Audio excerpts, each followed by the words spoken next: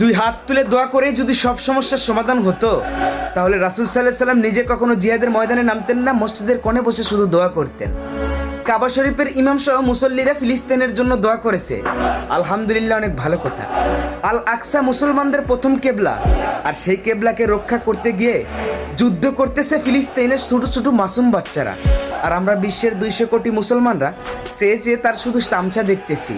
আমাদের পাশের দেশ মায়ানমারে যখন রোহিঙ্গাদের উপরে অত্যাচার করা হয়, তখন আমরা ছোট্ট দেশ থেকে তাদের জন্য বুক পেতে দিয়েছিলাম, যতটুকুই পারি তাদেরকে আশ্রয় দিয়েছিলাম, খাবারের ব্যবস্থা করে দিয়েছিলাম। ফিলিস্তিনের আশেপাশে যেগুলো দেশ রয়েছে, প্রত্যেকটা দেশ সমৃদ্ধশালী ধনীর কাতারে রয়েছে।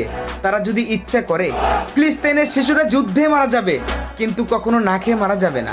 মনে রেখো হে ফিলিস্তিনের আশেপাশে দেশগুলা, আজকে যে ফিলিস্তিনের শিশুগুলো না খেয়ে মরে যাচ্ছে, কিয়ামতের ময়দানে ইনশাল্লাহ তারা জান্নাতের খাবার খাবে, আর তোমরা শুধু চেয়ে চেয়ে দেখবে আর আফসোস করবে।